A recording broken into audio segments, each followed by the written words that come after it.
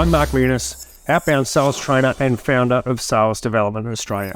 Today, I'm going to show you why we should be training our sales team in the same way that the Army trains their special forces. Now, you might think that's a little bit extreme, but let's jump straight in and I'll tell you why I think that's the case and how you could do it. Okay, let me give you some context. As many of you would know, I spent a few years in the Army as an Assault Trooper with the 2nd Cavalry Regiment.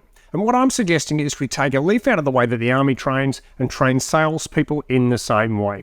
Now, I've been doing this myself with our team over at Sales Development Australia, and we're getting great results. So I'm not saying that you should do something that I wouldn't do myself. In fact, this is exactly what we do now. So let's have a look at salespeople versus typical soldier training, and we can explore a little bit about what I mean.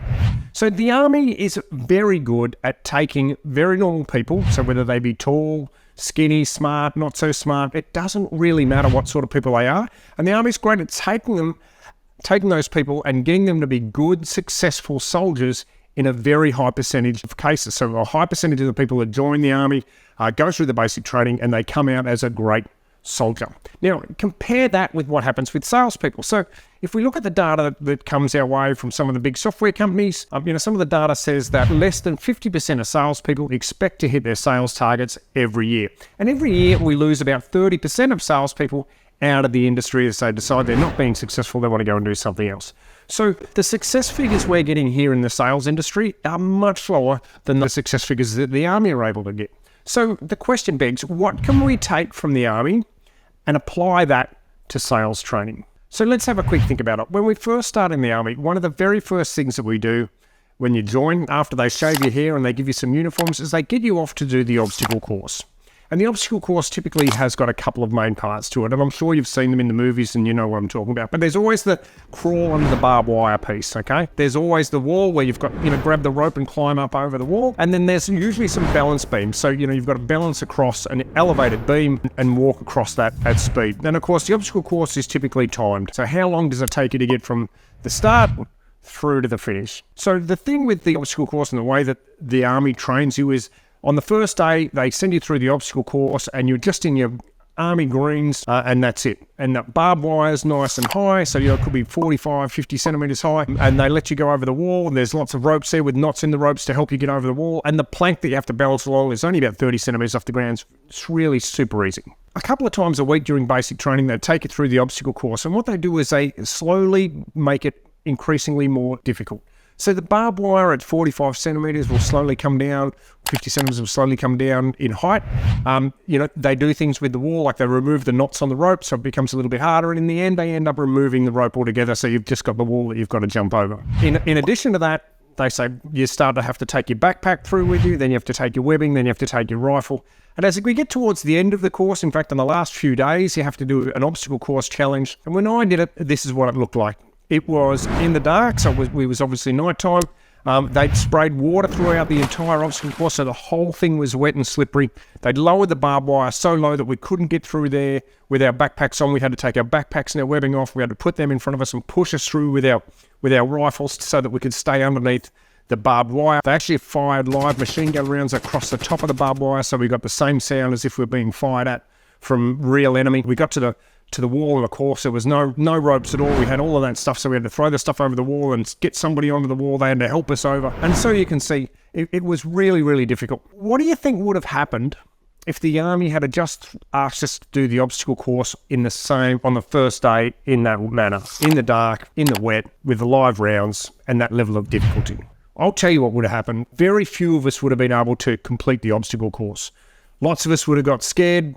Our morale would have been terrible. Many of us would have failed, and it's quite possible that someone would have stood up in the middle of the barbed wire and got shot by those live rounds being fired just through being so scared. Choking it down makes people feel like they're successful in those earlier parts of the process, and that means that we can learn things faster and be more successful faster. Too many times I've seen salespeople and sales trainers give somebody a script and say, okay, let's go and make a call. That really frustrates me, because when we're making it too hard for people to adopt new skills. When we teach the salespeople, we need to chunk it down into smaller pieces. Okay, any sales trainer or any sales leader that says, okay, here's a script, let's jump on the phone together, is not doing the right thing. And sales trainers that do that, I've really got a problem with them. You know, they probably haven't made a phone call themselves in the last 10 years. They're just out-of-date dinosaurs teaching out-of-date techniques. A lot of you know I make cold calls every week in my business as sales development as a service, as part of my sales leadership role. So I know what the fear's like.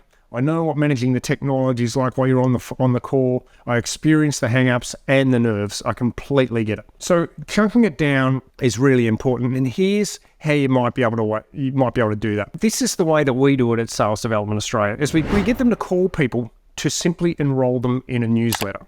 So instead of trying to ask them to sign up for a meeting or to go through a complicated script, all we do is go, let's just pick up the phone, call somebody, see if we can get them interested in a newsletter. All right, really easy. It's a super easy call to action. There's no downside if somebody says no.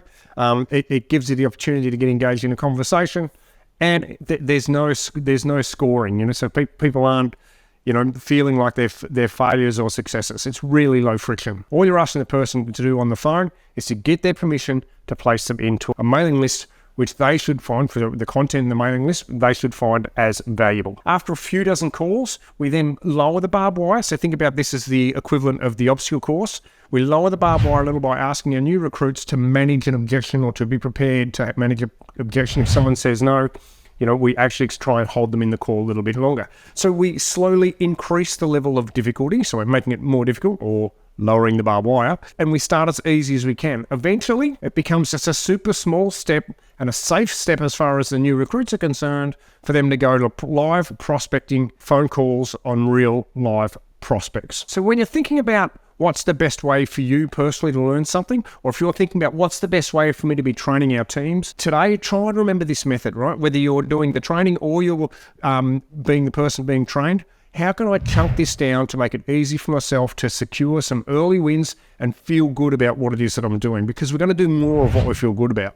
If you feel bad about something, you're going to try and avoid it. So how can I chunk it down to get some early wins and then grow on that? So think about the barbed wire. How can I slowly lower the barbed wire and increase the level of difficulty over time? All right, that's it for this session. I'm Mark McGuinness. Thanks for watching and listening, and I'll catch you on the next one. Bye for now.